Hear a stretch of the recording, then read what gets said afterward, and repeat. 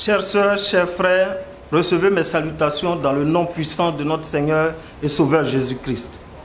Je bénis le nom de Dieu pour ce qu'il nous couvre du sang précieux de Jésus et pour ce qu'il nous garde en bonne santé, nous et nos familles respectives pendant ce moment difficile que vit le monde entier. Tout ce que Dieu permet est bon, parce qu'il est écrit dans Romains 8, verset 28. Nous savons du reste que toute chose concourt au bien de ceux qui aiment Dieu, de ceux qui sont appelés selon son dessein.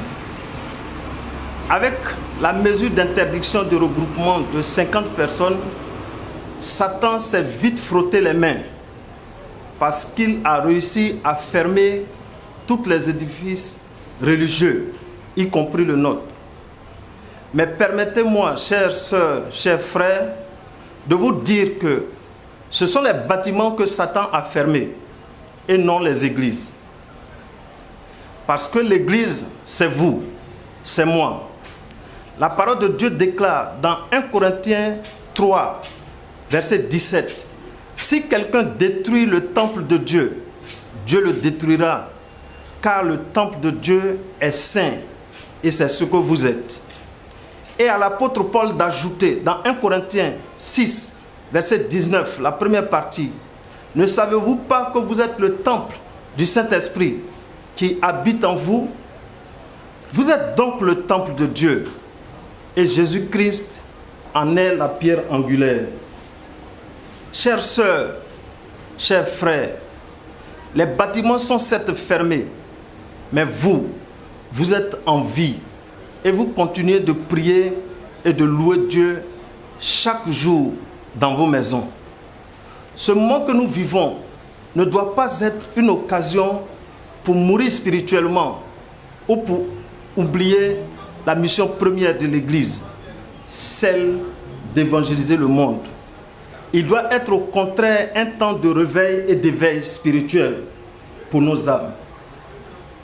Que Dieu nous bénisse et nous accorde la santé et la paix. Ce matin, le thème de notre message est comment évangéliser pendant le Covid-19. Avant cela, prions. Notre Père, notre Dieu, merci pour ce moment que tu nous donnes. Dirige ce message. Au nom de Jésus, nous t'avons prié. Amen. Pour commencer ce message, je voudrais vous donner l'occasion de chanter avec moi le premier couplet du cantique inscrit au numéro 212 des hymnes et louanges. Annonçons partout le dernier message du Seigneur Jésus revenant des cieux. Dans le monde entier, rendons témoignage au roi saint et glorieux. Annonçons partout la bonne nouvelle. Jésus réunit tous ses rachetés. Il vient leur donner la vie éternelle. Oh, publions ses bontés. Comment évangéliser pendant le Covid-19? Je vous invite à ouvrir la Bible dans le livre de Marc au chapitre 16, versets 15 à 20. Nous lisons: Puis il leur dit, allez partout le monde, prêchez la bonne nouvelle à toute la création. Celui qui croira et qui sera baptisé sera sauvé, mais celui qui ne croira pas sera condamné. Voici les miracles qui accompagneront ceux qui auront cru. En mon nom, ils chasseront les démons. Ils parleront de nouvelles langues.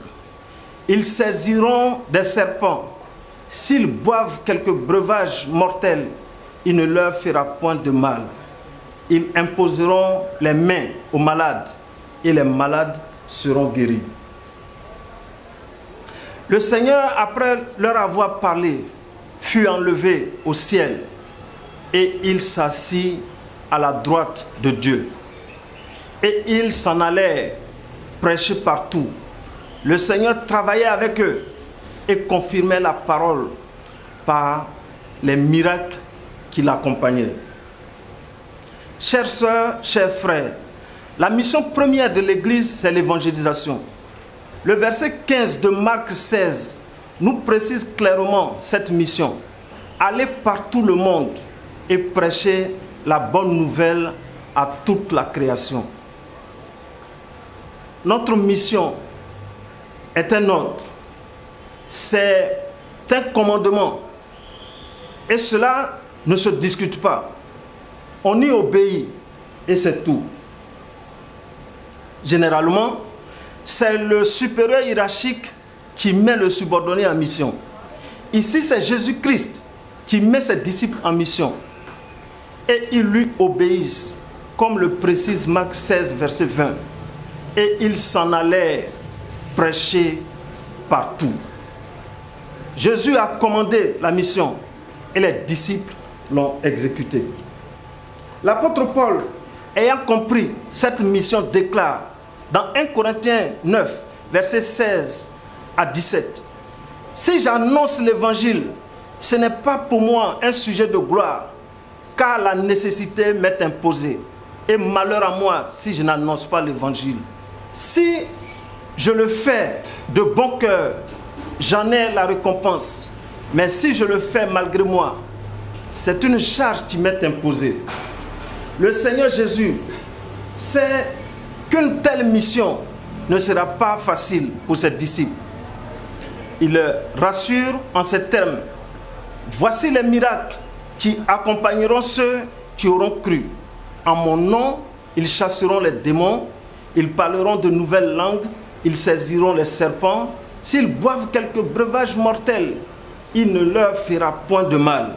Ils imposeront les mains aux malades et les malades seront guéris. » Jésus a accompli sa parole en accompagnant ses disciples comme il l'avait promis. La Bible nous livre plusieurs exemples de la fidélité de Dieu dans le travail divin. Dans Actes chapitre 2, les disciples, après avoir reçu le Saint-Esprit, ont prêché la parole de Dieu. Et 23 000 âmes se sont ajoutées à l'église. Dans Actes chapitre 3 et chapitre 4, Luc rapporte que Dieu a utilisé Pierre et Jean pour qu'un boiteux de naissance âgé de 40 ans recouvre la guérison et marche pour la première fois. Saisissant de l'occasion, Pierre, revêtu du Saint-Esprit, a parlé avec puissance à la foule immense de personnes qui étaient venues leur demander par quel pouvoir ils avaient guéri le boiteux. À la suite du discours de Pierre, 5000 âmes se sont données à Dieu. Chères sœurs, chers frères, celui qui nous envoie en mission est le même hier, aujourd'hui et éternellement. Notre Dieu est fidèle. Il a soutenu le travail des apôtres. Il peut également nous soutenir aujourd'hui. Dans 2 Timothée 4, versets 1 à 4, l'apôtre Paul nous engage en ces termes. « Je t'en conjure devant Dieu et devant Jésus-Christ, qui doit juger les vivants et les morts, et au nom de son apparition et de son royaume, prêche la parole.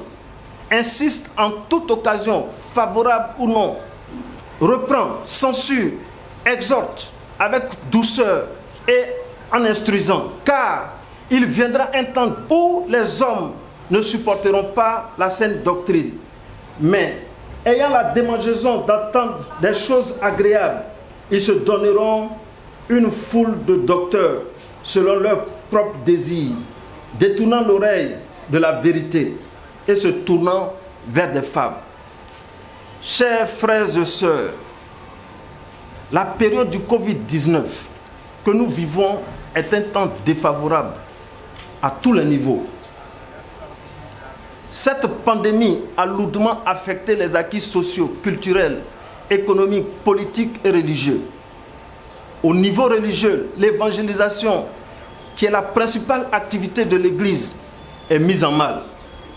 Tous les programmes de sortie missionnaire et des activités sont brutalement mis en veilleuse.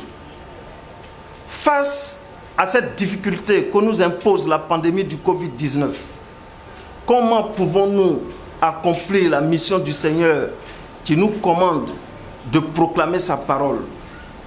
Chères sœurs, chers frères, la solution que nous avons et qui s'impose à nous est l'évangélisation des réseaux. Utilisant les outils comme les réseaux sociaux et l'Internet. En ce temps de confinement dans nos maisons, nous pouvons utiliser nos listes d'amis sur les réseaux sociaux pour annoncer la parole de Dieu. Supposons que dans notre liste d'amis sur Facebook ou WhatsApp, nous avons un groupe de 10 amis et que chacun des 10 amis, à son tour, a 10 autres amis. Grâce à cette chaîne dynamique, nous aurons prêché la parole de Dieu à 1000 personnes depuis notre maison, si nous limitons la chaîne à ce niveau. Pour notre église, qui a un effectif moyen de 200 membres, si les 200 personnes envoient à leur réseau une portion de la parole de Dieu, ce sera 200 000 personnes qui auront reçu ce message si nous limitons la chaîne au niveau 3. Chères sœurs, chers frères, imaginez le nombre de bénéficiaires de ce message si les 200 000 personnes le transfèrent à leur tour, à leur réseau d'amis, et ainsi de suite. Nous devons plus que jamais utiliser ces outils que nous offrent les technologies de l'information et de la communication pour annoncer l'évangile au monde entier. Dans cette période où circulent sur les réseaux sociaux des messages les plus effrayants, nous pouvons envoyer à nos réseaux d'amis des messages d'espoir fondés sur la Bible.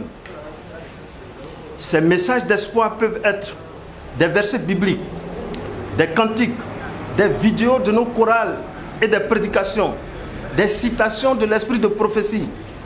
Le lien de la campagne d'évangélisation en ligne, il est écrit, qui s'affiche sur l'écran.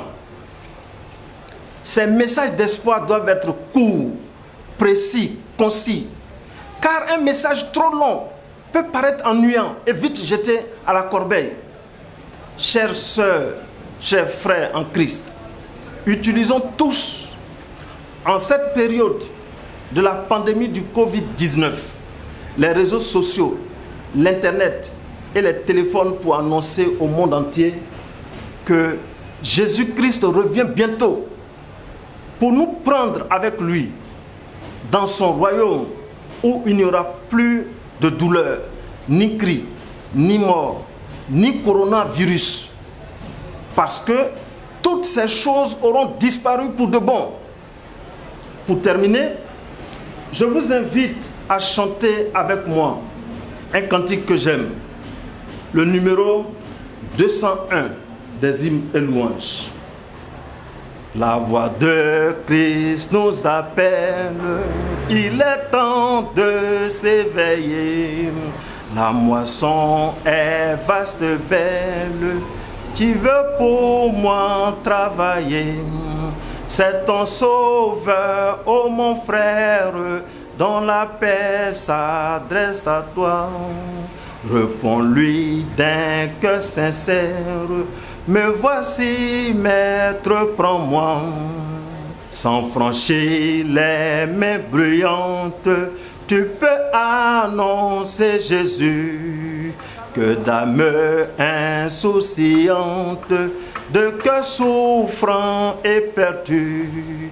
Autour de nous, le vrai grand, mais petite est notre foi. À Jésus qui nous commande, répondons, maître, moi. Si d'un sublime langage tu n'as pas reçu le don, tu peux rendre témoignage quand Jésus est le pardon. À ton frère, tu peux dire ce que Christ a fait pour toi, pour que lui-même t'inspire. Dis-lui, Maître, enseigne-moi. Mais que nul ne nous entende dire encore je ne puis rien. Lorsque Jésus nous commande de faire et d'aimer le bien, poursuivons l'œuvre bénie avec zèle, amour et foi. Puis notre tâche finie, nous dirons, Maître, prends-moi. Seigneur, notre Père, notre Dieu, nous voulons te dire merci pour la vie que tu nous conserves. Merci pour ce message. Seigneur, aide-nous, parce que sans toi, nous ne pouvons rien faire. Aide-nous à partager ta parole à tous nos réseaux, afin qu'au sortir du Covid-19, qu'il y ait des milliers et des milliers de personnes qui se donnent à toi à travers les eaux du baptême. Au nom de Jésus, nous t'avons prié. Amen.